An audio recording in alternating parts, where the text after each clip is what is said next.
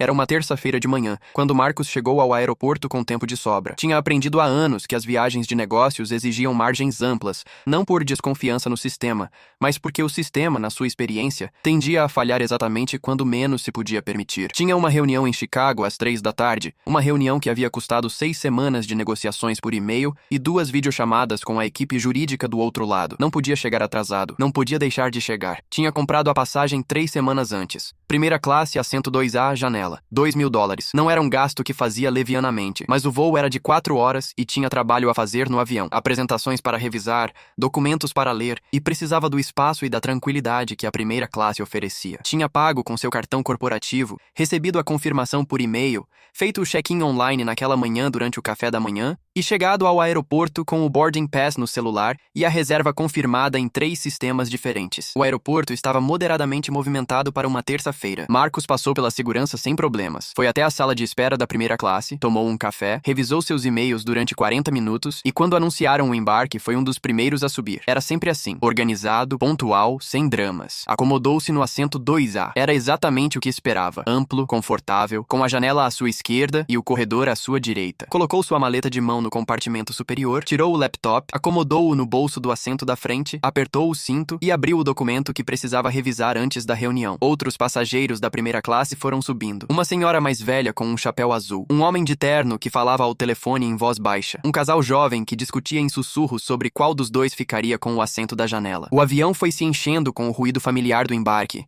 o bater dos compartimentos superiores, o arrastar das malas, as conversas fragmentadas. Marcos estava lendo quando sentiu alguém parar ao lado da sua fileira. Levantou os olhos. Era uma comissária de bordo, jovem de uns 28 anos com o uniforme da companhia aérea perfeitamente passado e o cabelo preso num coque arrumado. Sua identificação dizia Jennifer. Tinha um sorriso que Marcos reconheceu imediatamente como o tipo de sorriso que se pratica na frente do espelho, o que se usa quando alguém vai dizer algo que sabe que não vai agradar ao outro. Com licença, senhor, disse Jennifer, com a voz modulada naquele tom profissional que as companhias aéreas ensinam nos cursos de atendimento ao cliente. Vou precisar que o senhor recolha seus pertences. Marcos a olhou. Como? Disse. Temos uma situação de overbooking, disse Jennifer. O senhor vai precisar pegar um voo posterior. Marcos a olhou por um momento. Depois olhou para o laptop. Depois voltou a olhá-la. Tenho uma passagem confirmada, disse. Eu entendo, disse Jennifer com o mesmo sorriso. Mas precisamos deste assento. Assento 2A, disse Marcos. Confirmado. Pago. Reservado há 3 semanas. Às vezes essas situações acontecem, disse Jennifer. Marcos tirou o celular. Abriu o aplicativo da companhia aérea. Mostrou a ela o boarding pass, a confirmação, o número da reserva, o recibo de pagamento. $2.000, disse. Pagos há 3 semanas. Check-in online feito esta manhã. Assento 2A confirmado em todos os sistemas. Qual parte disso não está clara? A mandíbula de Jennifer se tensionou levemente. Era um movimento pequeno, quase imperceptível, mas Marcos o notou. Havia algo em sua expressão que não era simplesmente o desconforto de dar más notícias. Era algo mais parecido com a irritação de alguém cujo plano está sendo complicado. Senhor, preciso que o senhor coopere, disse Jennifer, baixando um pouco a voz, mas mantendo o tom firme. Não vou me mover, disse Marcos com calma absoluta. Não até que alguém me explique por que um passageiro com reserva confirmada e paga está sendo removido do seu assento. Os outros passageiros da primeira classe tinham parado de fazer o que estavam fazendo. A senhora do chapéu azul os observava com discrição. O homem do terno tinha abaixado o telefone. O casal jovem tinha parado de discutir. O avião tinha ficado em silêncio. Senhor, disse Jennifer com um sorriso jamais forçado. Se o senhor não cooperar, vamos ter que chamar a segurança. Então chame a segurança, disse Marcos. E chame seu supervisor. Vou esperar aqui. O sorriso de Jennifer desapareceu. Não todo, porque ela era uma profissional e sabia manter a compostura, mas as bordas endureceram e os olhos perderam o calor artificial que tinham até aquele momento. Virou-se, caminhou para a parte da frente do avião e Marcos a viu pegar um telefone interno e fazer uma ligação. 2 minutos. Marcos os contou. 2 minutos exatos, durante os quais o avião continuou naquele silêncio desconfortável que se produz quando algo fora do normal está acontecendo e todos sabem, mas ninguém diz nada. Então apareceu Sandra. Era uma mulher de uns 45 anos, com o uniforme de supervisora de voo, o cabelo castanho com alguns fios brancos nas têmporas e uma expressão que Marcos reconheceu como a de alguém que já lidou com situações difíceis antes e sabe como fazê-lo. Profissional, direta, sem o sorriso ensaiado de Jennifer. Sou Sandra, supervisora de voo, disse, parando ao lado da sua fileira. Pode me contar o que está acontecendo? Jennifer interveio antes que Marcos pudesse responder. Este passageiro se recusa a desembarcar depois de ser informado de uma situação de overbooking, disse. Sandra a olhou por um momento. Depois olhou para Marcos. Posso ver sua passagem? Marcos mostrou o celular. O boarding pass, a confirmação, o número da reserva, o recibo. Sandra olhou com atenção. Sua expressão mudou. Esta é uma reserva confirmada, disse. Eu sei, disse Jennifer rapidamente. Mas temos uma situação. Que situação? Disse Sandra. A primeira classe não está com overbooking. Verifiquei o manifesto esta manhã. O rosto de Jennifer ficou vermelho. Não de repente, mas gradualmente, como se o calor subisse do pescoço. Houve um problema de última hora, disse. Que problema? Disse Sandra. Silêncio. Marcus se inclinou levemente para a frente. Gostaria de ver o manifesto de passageiros, disse. Quero saber quem vai ocupar meu assento. Isso é confidencial, começou a dizer Jennifer. Não é, disse Sandra, cortando-a. Não quando envolve remover um passageiro confirmado. Sandra tirou um tablet, abriu o manifesto de voo, começou a percorrer a lista. Marcus a observou. Viu o momento exato em que a expressão de Sandra mudou. Foi uma mudança gradual, como a de Jennifer, mas na direção oposta. De confusa a séria, de séria a tensa, de tensa a algo que se parecia muito com a raiva contida de alguém que acabou de entender algo que não deveria ter acontecido. Sandra levantou os olhos do tablet, olhou para Jennifer. Jennifer sustentou o olhar por exatamente 2 segundos antes de desviá-lo para a janela. Jennifer, disse Sandra, com uma voz que havia baixado de volume, mas ganho em peso. Pode me explicar por que o assento 2A aparece como reatribuído a um passageiro que não tem reserva neste voo? Jennifer não respondeu imediatamente. Jennifer, repetiu Sandra. Houve uma situação de emergência, disse Jennifer, com a voz mais baixa agora. O passageiro precisava do assento. Que passageiro? Disse Sandra. O nome no manifesto é Kyle Brennan. Não há nenhuma reserva com esse nome neste voo. Não há nenhuma reserva com esse nome em nenhum voo de hoje. Quem é Kyle Brennan? O silêncio que se seguiu foi diferente do anterior. Mais pesado. Mais carregado. Marcus olhou para Jennifer. Algo na forma como ela evitava o olhar de Sandra, na forma como suas mãos tinham se tensionado ao lado do corpo, na forma como sua postura tinha mudado da rigidez profissional para algo mais parecido com defensividade, lhe disse tudo o que precisava saber antes que alguém dissesse mais uma palavra. É seu namorado? Perguntou Marcus com calma. Jennifer o olhou. Seus olhos disseram o que sua boca não disse. Tentou me tirar do meu assento para sentar seu namorado? Disse Marcus. Não é o que parece, disse Jennifer. O que é então? Disse Sandra. E agora sua voz tinha um fio que cortava. Ele precisava chegar a Chicago, disse Jennifer. Perdeu o voo e eu pensei que... Pensou o quê? Disse Sandra. Pensou que podia remover um passageiro confirmado da primeira classe para dar o assento a alguém sem passagem? Ia resolver, disse Jennifer. Ia processar o pagamento depois. Depois de quê? Disse Sandra. Depois que o avião decolasse com um passageiro não registrado no manifesto? Sabe o que isso significa do ponto de vista da segurança? Sabe o que isso significa do ponto de vista legal? Jennifer não respondeu. Marcus se recostou no assento. Olhou para Sandra. Posso ficar no meu assento? Perguntou. Claro, disse Sandra, com uma firmeza que não deixava margem para dúvidas. Este é o seu assento. Ninguém vai tirá-lo daqui. Virou-se para Jennifer. Preciso que venha comigo, disse. Sandra, eu só... Agora, Jennifer. Jennifer as seguiu para a parte da frente do avião. Marcus as viu desaparecer atrás da cortina que separava a cabine da tripulação. O avião voltou a se encher de ruído. O som das pessoas retomando suas conversas, seus celulares, suas atividades, como se o volume tivesse sido aumentado de repente depois de ter estado no mudo. A senhora do chapéu azul o olhou com uma expressão que combinava simpatia e aprovação. Muito bem, disse, em voz baixa. Marcus assentiu levemente. Voltou ao laptop. 20 minutos depois, quando o avião já estava na pista esperando para decolar, Sandra se aproximou do seu assento. Sozinha desta vez.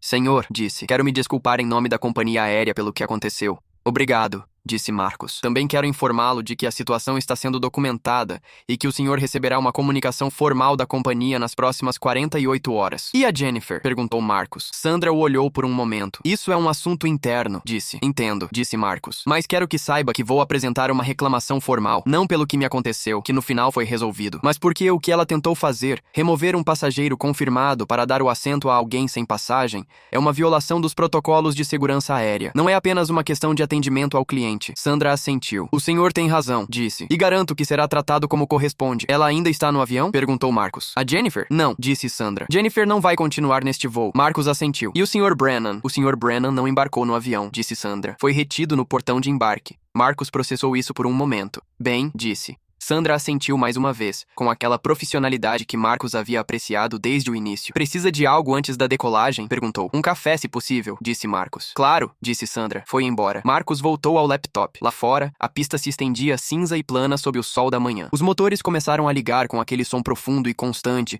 que Marcus sempre havia achado reconfortante. A promessa mecânica de que a viagem ia continuar. O café chegou antes da decolagem. Foi trazido por uma comissária diferente. Uma mulher de uns 35 anos com um sorriso genuíno, sem o verniz nariz ensaiado de Jennifer. Da parte de Sandra, disse, deixando a xícara na mesinha dobrável. Obrigado, disse Marcus. O senhor foi muito tranquilo numa situação difícil, disse a comissária em voz baixa, como se fosse algo que queria dizer, mas que não era exatamente parte do protocolo. Marcus a olhou. Como se chama? Perguntou. Patrícia, disse ela. Obrigado, Patrícia, disse Marcus. Pelo café e pelo resto. Patrícia sorriu e foi embora. Marcus tomou o café, olhou pela janela. O avião começou a se mover lentamente em direção à pista de decolagem. Pensou em Jennifer, não com raiva, porque a raiva era uma emoção que consumia energia, e ele precisava dessa energia para a reunião de Chicago. Pensou nela com algo mais parecido com a curiosidade clínica de alguém que analisa um erro. O que ela tinha pensado exatamente? Que ele simplesmente ia se levantar e ir embora? Que ninguém ia perguntar? Que podia colocar o namorado num avião sem passagem e sem registro no manifesto, e que isso não ia ter consequências? Ou talvez não tivesse pensado. Talvez tivesse agido por impulso, por afeto,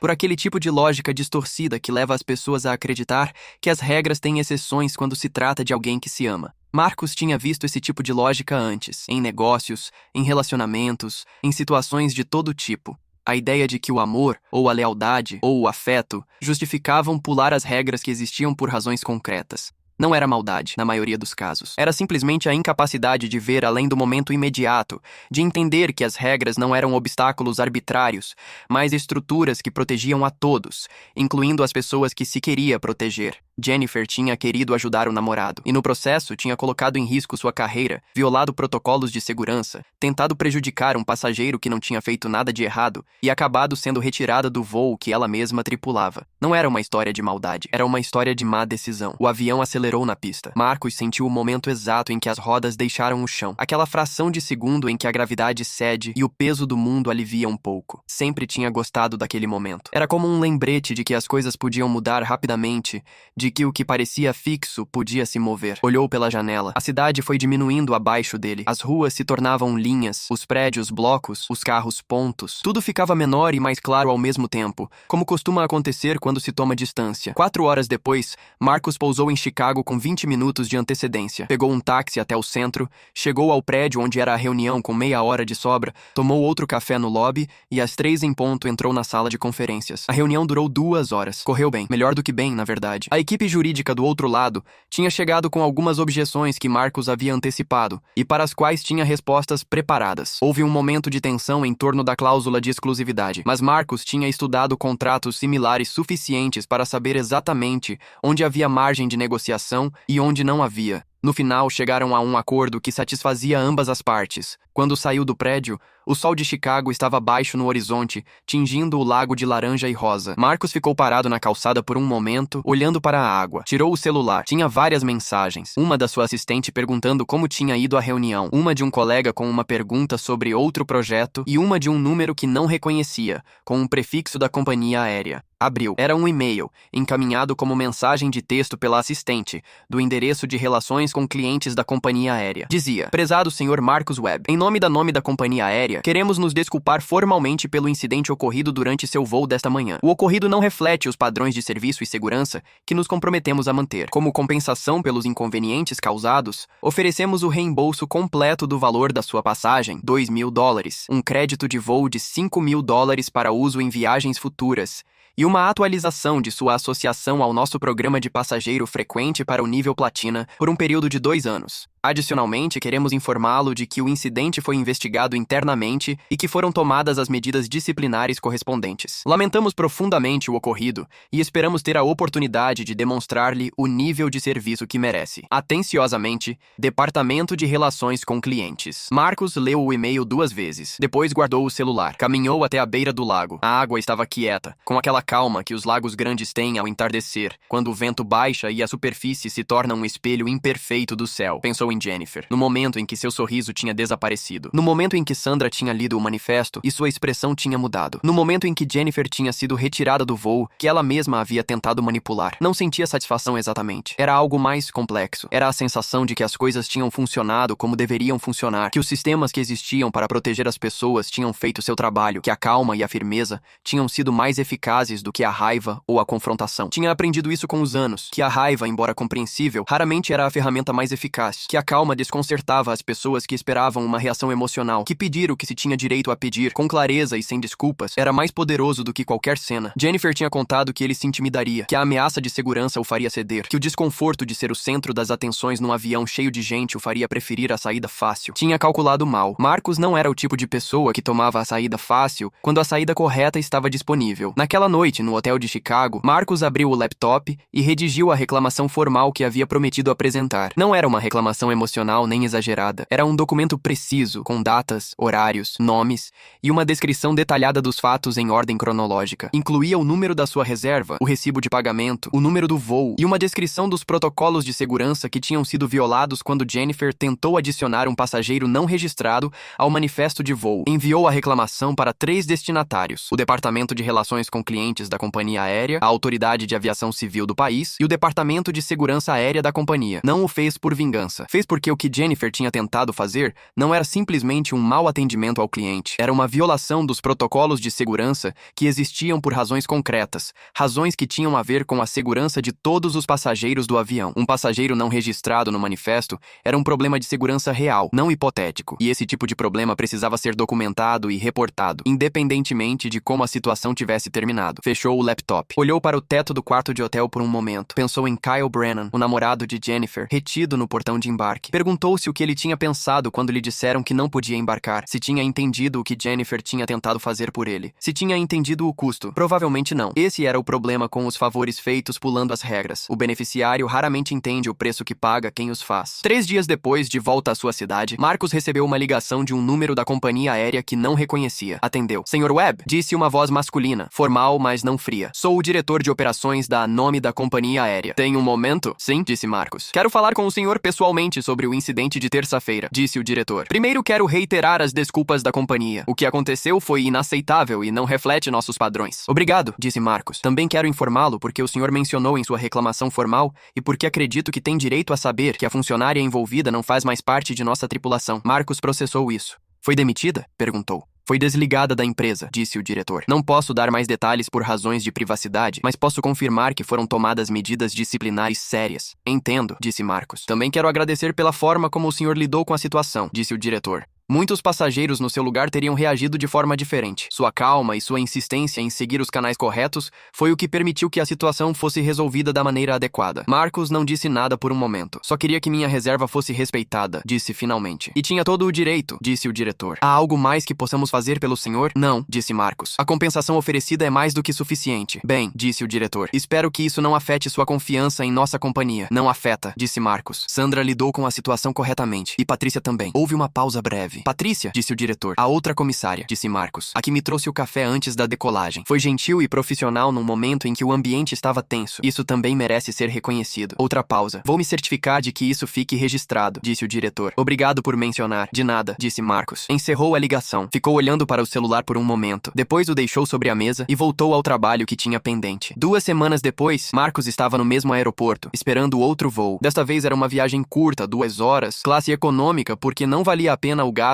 para um trajeto tão breve. Estava sentado na sala de espera com um café e o jornal quando alguém se sentou na cadeira ao lado. Levantou os olhos. Era Sandra. Estava de roupa civil, com jeans e uma jaqueta, sem o uniforme de supervisora. Parecia diferente sem o uniforme, mais jovem, mais relaxada, mas Marcus a reconheceu imediatamente. Sandra, disse. Ela o olhou com surpresa. Senhor Webb, disse. Não esperava vê-lo aqui. Viagem de negócios, disse Marcus. E a senhora? Dia de folga, disse Sandra. Vou visitar minha irmã. Marcus assentiu. Como está? Perguntou. Sandra o olhou por um momento, como se avaliasse quanto dizer. Bem, disse. Foi uma semana complicada, mas bem. Imagino, disse Marcus. Houve um silêncio que não era exatamente desconfortável, mas o tipo de silêncio que existe entre 2 pessoas que compartilharam algo significativo e não sabem exatamente como falar sobre isso num contexto diferente. Posso lhe perguntar algo? Disse Marcus. Claro, disse Sandra. Sabia o que estava acontecendo? Antes de eu pedir para ver o manifesto, tinha alguma ideia? Sandra pensou por um momento. Tinha uma sensação, disse. Quando Jennifer me ligou, algo na voz dela não soava como uma situação normal sinal de overbooking. Os overbooks têm um protocolo muito específico, e o que ela me descreveu não se encaixava nesse protocolo, mas não sabia exatamente o que era, até ver o manifesto. Tinha visto algo assim antes? Perguntou Marcos. Não exatamente assim, disse Sandra. Já vi funcionários fazendo favores a conhecidos, conseguindo upgrades para amigos, esse tipo de coisa, mas tentar remover um passageiro confirmado da primeira classe para dar o assento a alguém sem passagem, isso é diferente. É um nível de erro de julgamento que não tinha visto. Marcos assentiu. Como ela está? Perguntou. A Jennifer. Sandra o olhou. Importa-se? Perguntou não com hostilidade, mas com genuína curiosidade. Não da forma que poderia parecer, disse Marcos. Não queria necessariamente que ela fosse demitida. Queria que o que fez tivesse consequências, porque o que fez era perigoso. Mas não é a mesma coisa. Sandra assentiu lentamente. Não sei, disse. Não tive mais contato com ela depois daquele dia. Suponho que está processando o que aconteceu.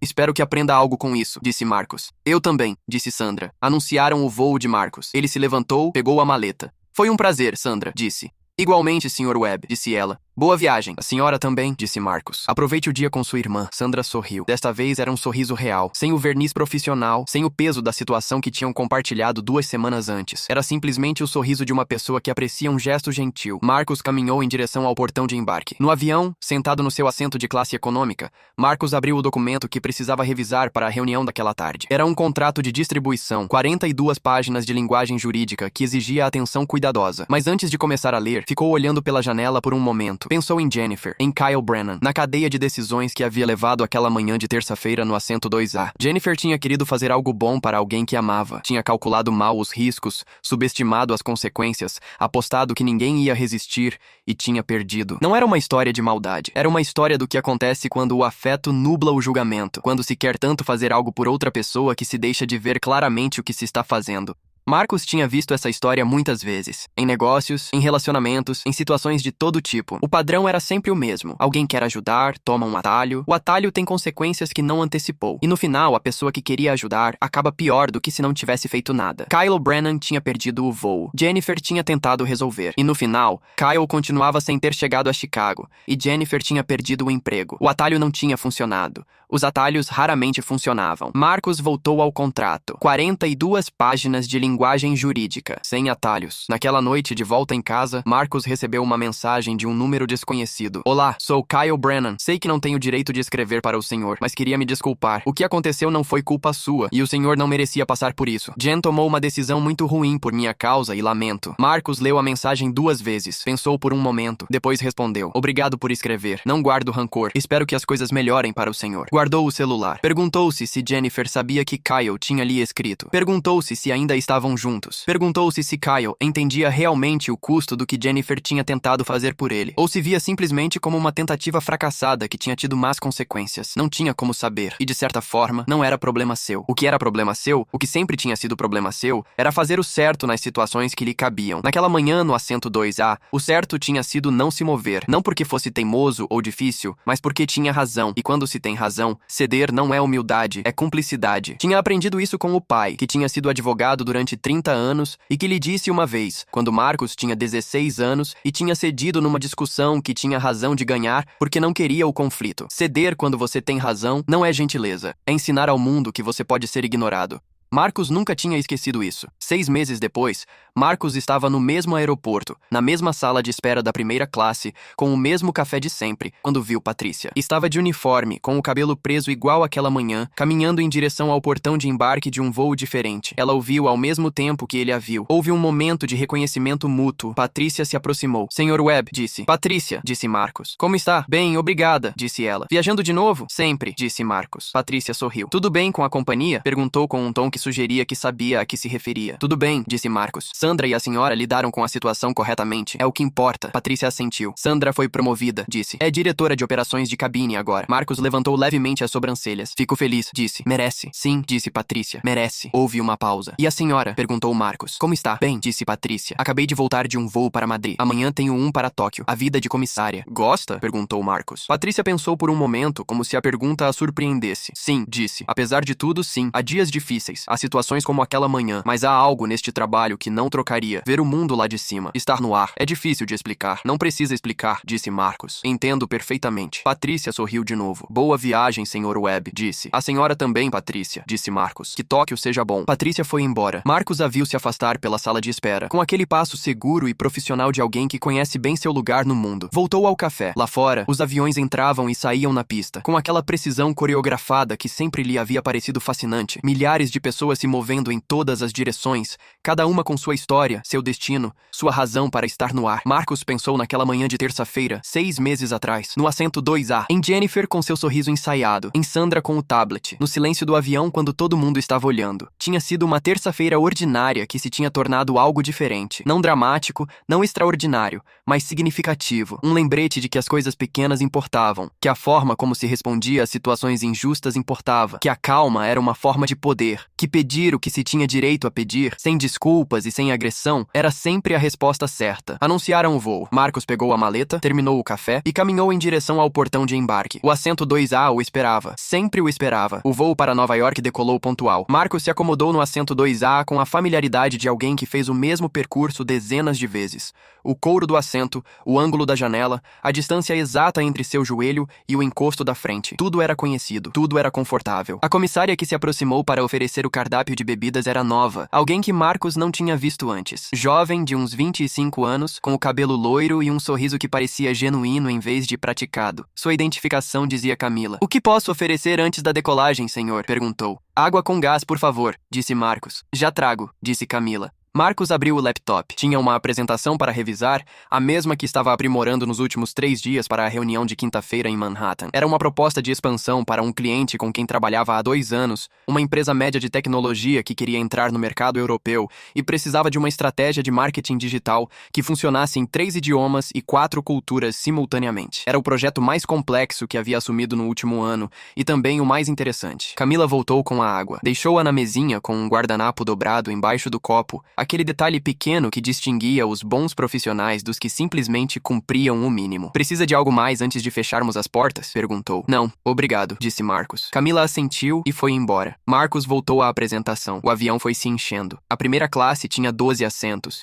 e quando fecharam as portas estavam todos ocupados. Marcus notou, com a atenção periférica que havia desenvolvido com os anos de viagens frequentes, que o ambiente estava tranquilo, sem dramas, sem situações. Apenas 12 pessoas nos seus assentos, cada uma com seu mundo próprio, coexistindo naquele espaço pequeno e temporário que era a cabine de um avião. Era assim que devia ser. A reunião de quinta-feira foi longa. 4 horas numa sala de conferências no 22º andar de um prédio de vidro em Midtown, com vistas para o Hudson que ninguém olhava, porque todos estavam concentrados demais nos números da tela. Marcus apresentou a estratégia, respondeu perguntas, negociou 2 pontos que o cliente queria modificar, e no final do dia saiu com um contrato assinado e a sensação satisfatória de um trabalho bem feito. Naquela noite, no hotel, revisou os e-mails antes de dormir. Havia um da companhia aérea, do Departamento de Relações com Clientes, que não era uma resposta a nenhuma reclamação, mas algo diferente. Um boletim informativo para membros Platina, com novidades sobre o programa de passageiro frequente e uma seção que Marcus normalmente teria ignorado, mas que desta vez o deteve. A seção se chamava Reconhecimentos Internos, e era uma lista breve de funcionários que tinham recebido menções especiais naquele trimestre. O segundo nome da lista era Sandra Morales, com uma nota que dizia: "Pelo manejo exemplar de uma situação crítica de segurança e sua posterior contribuição para a revisão dos protocolos de embarque em voos de primeira classe." Marcus leu isso 2 vezes. Depois fechou o e-mail e apagou a luz. O voo de volta foi na sexta-feira de manhã. Marcus chegou ao aeroporto com sua margem habitual de tempo, passou pela sala de espera da primeira classe, tomou o café de sempre e, quando anunciaram o embarque, foi um dos primeiros a subir. Sentou-se no 2A. Enquanto esperava que o restante dos passageiros embarcasse, tirou o celular e abriu o aplicativo da companhia aérea. Foi até a seção de comentários e escreveu uma avaliação. Não era algo que fazia habitualmente, mas havia algo naquela viagem, naquela semana, na cadeia de eventos que havia começado 6 meses atrás naquele mesmo assento, que o fazia querer deixar um registro. Escreveu: "Voo com esta companhia há 8 anos. Nesse tempo tive experiências boas e ruins, como qualquer passageiro frequente. Há 6 meses tive uma experiência que poderia ter sido muito negativa e que acabou sendo, paradoxalmente, uma das mais positivas que me lembro. Não pelo que deu errado, mas pela forma como foi gerenciado." Sandra Morales, supervisora de voo, agiu com profissionalismo, integridade e rapidez numa situação que exigia as apenas 3 coisas. Patrícia, comissária do mesmo voo, demonstrou que o serviço genuíno não desaparece quando as circunstâncias são difíceis. Essas pessoas representam o melhor que uma companhia aérea pode oferecer. Espero que sejam reconhecidas como merecem. Enviou. Guardou o celular. O avião começou a se mover. 3 semanas depois, Marcos recebeu um e-mail de um endereço que não reconheceu de imediato. O assunto dizia: obrigada, da parte de alguém que não deveria escrever, mas o faz de qualquer forma. Abriu. Senhor Webb, meu nome é Jennifer Castilho. O senhor não tem nenhuma obrigação de ler isso, e entenderia perfeitamente se apagasse sem terminar, mas precisava escrever de qualquer forma, mesmo que seja só para mim mesma. O que fiz naquela terça-feira estava errado. Não errado no sentido de que deu errado, mas errado no sentido de que nunca deveria ter tentado. O senhor tinha razão em tudo que disse. Tinha uma passagem confirmada. Tinha direito àquele assento. E eu tentei tirá-lo por razões que, quando olho agora com distância, não tem nenhuma justificativa real. Queria ajudar o Kyle. Era o que me dizia. Mas a verdade que demorei semanas para admitir, é que também queria lhe provar algo. Que podia fazer coisas por ele que outros não podiam. Que tinha poder naquele espaço. Que minha posição significava algo além de servir café e explicar as saídas de emergência. Isso foi um erro grande, e as consequências foram as que foram. Perdi o emprego. Kyle e eu terminamos 2 semanas depois, porque a relação não sobreviveu ao que aconteceu, o que é irônico, considerando que fiz tudo por ele, e passei vários meses processando tudo isso. Não escrevo para pedir nada. Não peço que retire a reclamação, que já não importa de qualquer forma. Não peço que faça nada. Só queria que soubesse que entendi, que o que o senhor fez naquela terça-feira, ficar no seu assento e pedir para falar com o supervisor, foi o certo. E que se eu fosse a passageira e o senhor o funcionário, esperaria exatamente o mesmo. Obrigada por não ter feito uma cena. Obrigada por ter sido mais profissional do que eu no meu próprio trabalho. Jennifer. Marcos leu o e-mail 3 vezes. Depois se recostou na cadeira e olhou para o teto por um momento. Havia algo naquele e-mail que o movia de uma forma que não havia antecipado. Não era pena exatamente. Era algo mais parecido com o reconhecimento de que as pessoas eram complicadas, que os erros não definiam ninguém de forma permanente, que a capacidade de olhar para trás e entender o que tinha dado errado era, em si mesma, uma forma de integridade. Jennifer tinha cometido um erro sério. Tinha pago um preço sério por esse erro. E agora, meses depois, tinha encontrado a forma de escrever para a pessoa que havia sido o centro desse erro e dizer que entendia. Isso não era pouca coisa. Marcos respondeu: Jennifer, obrigado por escrever. Não era necessário, mas aprecio. Os erros que cometemos quando queremos fazer algo por alguém que nos importa são os mais difíceis de ver com clareza, precisamente porque o impulso por trás deles não é ruim. Espero que o que vem a seguir seja melhor. Marcos Webb. Enviou o e-mail. Fechou o laptop. Lá fora, a cidade continuava com seu barulho e seu movimento. Marcos se levantou, foi até a janela do escritório e olhou para a rua por um momento. Era uma quarta-feira à tarde, cinza e fria, com as pessoas caminhando apressadas nas calçadas e os carros formando a fila habitual do trânsito do meio da tarde. Pensou no pai, na frase sobre ceder quando se tem razão. Nos anos que tinha demorado para entender completamente o que aquela frase significava, não apenas no sentido de não se render à injustiça, mas também no sentido mais amplo de saber quando se tem razão e quando não se tem, de ser honesto consigo mesmo sobre a diferença. Jennifer tinha razão em uma coisa. O impulso de ajudar alguém que se ama não é ruim em si mesmo. O problema não era o impulso. O problema era o método. O problema era pular as regras que existiam para proteger a todos, incluindo as pessoas que se queria proteger. Kyle Brennan tinha perdido o voo. Isso era um inconveniente real, possivelmente com consequências reais para o que quer que tivesse que fazer em Chicago. Mas a solução para esse inconveniente não era criar um problema maior para outra pessoa. A solução era procurar outro voo, pagar o custo da urgência, assumir as consequências de ter perdido o voo original. Era o que os adultos faziam. Assumiam as consequências de suas próprias decisões,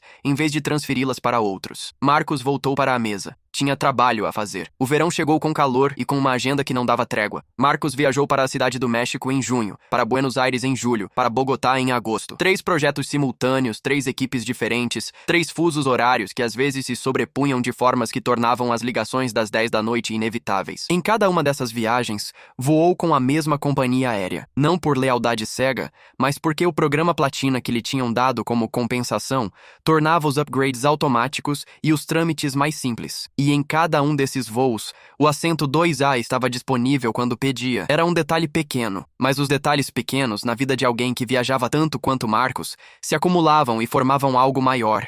Uma sensação de continuidade, de que as coisas funcionavam como deveriam funcionar quando se insistia em que assim fosse. No voo de volta de Buenos Aires, no final de agosto, Marcos estava revisando os e-mails quando viu um que o deteve. Era do Departamento de Recursos Humanos da companhia aérea, o que era incomum porque Marcos nunca tinha tido contato com esse departamento. Abriu. Prezado Sr. Webb, meu nome é Carolina Vega, diretora de Recursos Humanos da nome da companhia aérea. Entro em contato porque seu nome apareceu no contexto de um programa interno que estamos desenvolvendo e queria consultar-lhe algo. Como parte de nossa revisão de protocolos após o incidente de janeiro, temos trabalhado num programa de capacitação para nossa tripulação sobre gerenciamento de situações de conflito com passageiros. Parte desse programa inclui casos reais, anonimizados, que ilustram tanto os erros que devem ser evitados quanto as respostas corretas. O incidente em que o senhor esteve envolvido é um dos casos que queremos incluir, especificamente como exemplo de como um passageiro pode lidar com uma situação injusta de forma eficaz e sem escalar o conflito desnecessariamente. Antes de incluí-lo, embora seu nome não apareça em nenhum material, queríamos obter seu consentimento. Estaria disposto a conversar brevemente conosco sobre sua experiência? Marcos leu o e-mail 2 vezes. Depois sorriu levemente, o que era algo que não fazia com frequência na frente da tela do laptop num avião. Respondeu que sim. A ligação com Carolina Vega foi 2 semanas depois. Durou 40 minutos. Carolina era direta e precisa,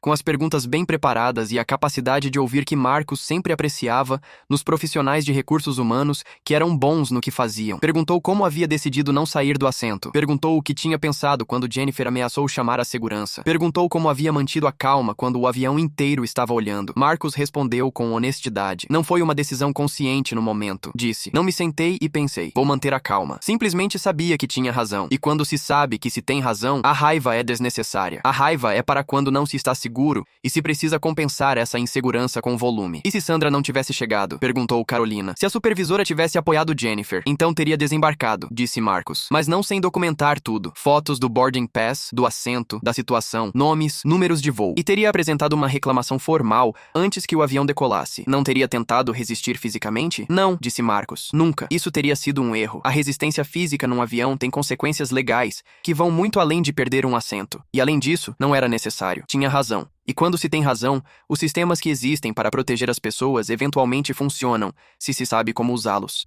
Carolina anotou isso. Acha que Jennifer era uma pessoa má? Perguntou. Marcos pensou por um momento. Não, disse. Acho que era uma pessoa que tomou uma má decisão. O que é diferente? Há algo que teria feito diferente naquela situação? Marcos pensou de novo. Talvez tivesse pedido para falar com Sandra antes, disse. Não esperado que Jennifer me ameaçasse com a segurança, mas no momento, queria dar a ela a oportunidade de corrigir o erro por conta própria. Isso foi um erro da minha parte, em retrospecto. Quando alguém está cometendo um erro sério, dar mais tempo nem sempre ajuda. Carolina assentiu. É exatamente o tipo de reflexão que queremos incluir no programa. Disse. Não apenas o que deu certo, mas o que poderia ter sido melhor. Me parece bem, disse Marcos. No final da ligação, Carolina agradeceu seu tempo e disse que o programa de capacitação seria lançado em janeiro do ano seguinte, exatamente um ano depois do incidente. Marcos achou que havia algo apropriado nisso. E em dezembro, Marcos recebeu um cartão de Natal da companhia aérea. Não era incomum. As companhias aéreas enviavam cartões para seus membros frequentes de nível alto, mas dentro do cartão havia uma nota manuscrita, em letra pequena e organizada, que dizia: Sr. Webb, o programa de capacitação está pronto. Seu caso é o primeiro do módulo 3. Obrigada pela sua contribuição. Feliz Natal. Sandra Morales, diretora de operações de cabine. Marcos a leu. Deixou sobre a mesa. Olhou para ela por um momento. Depois a guardou na gaveta, onde guardava as coisas que valiam a pena conservar. Janeiro chegou com frio e com um aniversário que ninguém tinha marcado em nenhum calendário oficial, mas que Marcos lembrava de qualquer forma. 1 ano desde aquela manhã de terça-feira. 1 ano desde o assento 2A e Jennifer e Sandra, e o manifesto de voo e o café que Patrícia lhe havia trazido antes da decolagem. Marcos tinha um voo naquele dia. Coincidência, não planejamento. Uma viagem para Miami para uma conferência de 2 dias. Chegou ao aeroporto com sua margem habitual, passou pela sala de espera da primeira classe, tomou o café de sempre. Quando anunciaram o embarque, foi um dos primeiros a subir. Sentou-se no 2A. A comissária que se aproximou para oferecer o cardápio de bebidas era Camila,